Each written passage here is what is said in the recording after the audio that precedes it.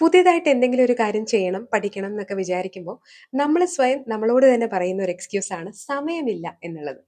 ഇത് ശരിക്കും സമയമില്ലാത്തത് കൊണ്ടല്ല, സമയത്തെ നമുക്ക് മാനേജ് ചെയ്യാൻ പറ്റാത്തത് കൊണ്ട് മാത്രമാണ്. കാരണം ഈ സമയം എന്ന് പറയുന്ന ഒരു കാര്യമാണ് പ്രപഞ്ചം അല്ലെങ്കിൽ ദൈവം എല്ലാവർക്കും കൃത്യമായിട്ട് വീതിച്ചു കൊടുത്തിരിക്കുന്നത്.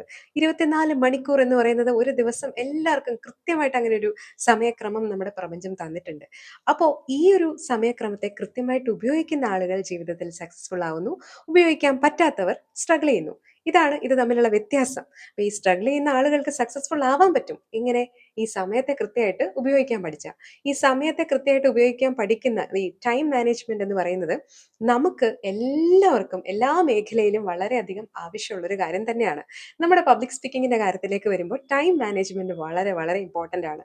ഒരു കാര്യം കൃത്യം ഒരു സമയത്തിനുള്ളിൽ പറഞ്ഞു തീർക്കുക, അതിന്റെ എസെൻസ് ചോർന്നു പോവാതെ പറഞ്ഞു തീർക്കുക എന്നുള്ളതാണ് ഈ ഒരു ആർട്ടിന്റെ ഏറ്റവും വലിയൊരു ചലഞ്ച് എന്ന് പറയുന്നത്.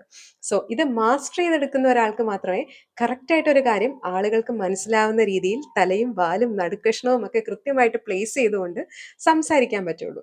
അപ്പോൾ അത് നമുക്ക് ഓവർനൈറ്റ് പഠിക്കാൻ പറ്റുന്ന ഒരു കാര്യമല്ല. ഞാൻ പറഞ്ഞതുപോലെ ബൈ ബർത്ത് കിട്ടുന്ന ഒരു അനുഗ്രഹവും അല്ല. ഇത് ഒരു സ്കില്ലാണ്, നമുക്ക് പഠിച്ചെടുക്കാൻ പറ്റും.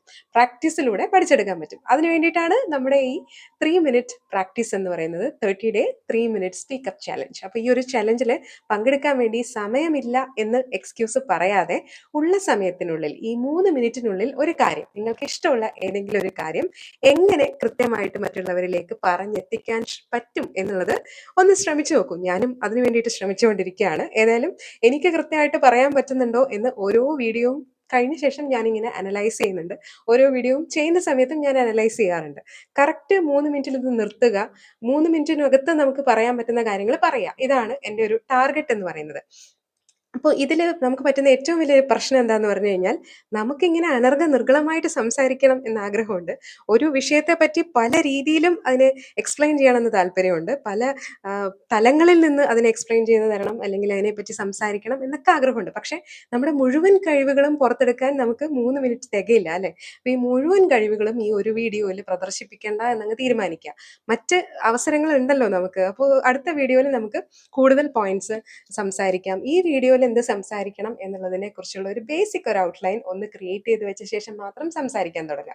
അങ്ങനെ ആവുമ്പോൾ നമുക്ക് കൃത്യമായിട്ട് അതിന്റെ തലയും വാലും നടുക്കഷ്ണവും ഒക്കെ കൃത്യമായിട്ട് പ്ലേസ് ചെയ്തുകൊണ്ട് പറയാൻ പോകുന്ന ഒരു കാര്യത്തിന്റെ ഒരു എസെൻസ് മാത്രം കമ്മ്യൂണിക്കേറ്റ് ചെയ്തുകൊണ്ട് സംസാരിച്ച് നിർത്താൻ സാധിക്കും. അല്ലെങ്കിൽ എന്ത് പറ്റുമെന്ന് പറഞ്ഞാൽ, ഇപ്പോൾ മനുഷ്യർക്ക് ആകെ അറ്റൻഷൻ സ്പാൻ എന്ന് പറയുന്നത് 30 സെക്കൻഡ് ആണ്. അതിൽ കൂടുതൽ ആളുകൾ നിങ്ങളെ കേട്ടിരിക്കുന്നുണ്ടെങ്കിൽ അത് നിങ്ങൾക്ക് കിട്ടുന്ന ഒരു ബോണസ് ആണ്, അല്ലെങ്കിൽ നിങ്ങൾ മികച്ച ഒരു സ്പീക്കർ ആണ് എന്നാണ് അതിന്റെ അർത്ഥം.